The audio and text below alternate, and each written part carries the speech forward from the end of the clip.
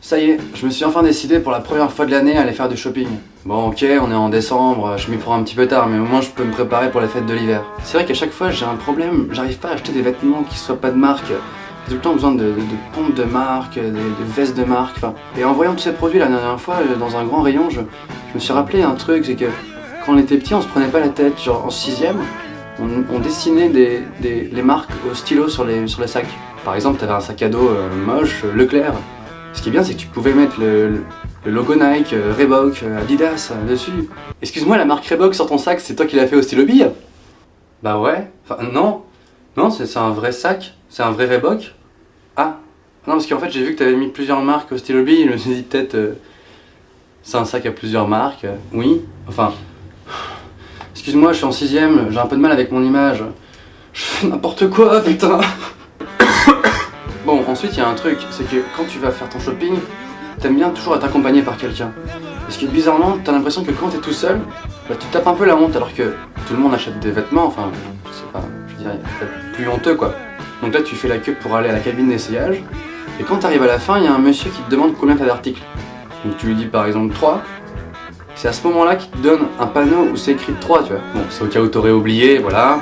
Putain, j'avais combien d'articles?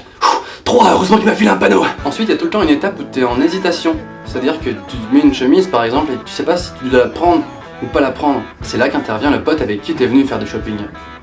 Et il y a un truc que moi je supporte pas, c'est quand ton pote te donne l'argument suivant pour te faire trancher. Franchement mec, cette chemise, si je peux te filer un vrai conseil de pote, si tu veux vraiment m'écouter une fois dans ta vie, fais comme tu le sens. Non mais les gars, cette réponse c'est nul. Genre évidemment que je fais comme je le sens. Éventuellement il y a la phase numéro 2, c'est quand il te répond: bon écoute, tu veux un conseil mec? Pour une fois, suis ton instinct. Je suis mon instinct, bordel de merde, mais là je suis perdu, j'ai besoin d'un argument, tu vois. Enfin il y a la phase numéro 3, et ça c'est peut-être la pire. Bon écoute, je vais te dire mon avis sur cette chemise. Si j'étais toi, je la prendrais pas. Mais toi, prends-la. Ouais, je crois que j'aurais pu faire mes courses avec un pote. Il y a un truc qui s'appelle Uniqlo, je sais pas si vous avez remarqué. Quand tes potes te parlent d'Uniqlo, à chaque fois ils te font la même remarque. Tu vas à Uniqlo? Putain, c'est pas cher là-bas, vas-y. Alors c'est bizarre parce qu'inconsciemment, ce truc-là on le retient à fond, tu vois. Et là, bizarrement, tu prends 1, 2, 3 articles et tu t'en fous du prix. Ce qui fait que tu te retrouves à la caisse. 270 milliards de dollars, s'il vous plaît, monsieur. Pardon? Ah, le prix? Ah non, mais le prix, moi je m'en fous, hein. Ici c'est pas cher. C'est bon, allez-y.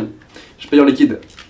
Bref, j'en ai eu un peu marre, j'ai décidé que je n'irai plus jamais faire de shopping. Mais si jamais je fais plus jamais de shopping, en fait, je pourrais jamais avoir de vêtements parce qu'ils vont s'user au bout d'un moment et je vais finir par être nu. Donc en fait, je vais peut-être me mettre au nudisme.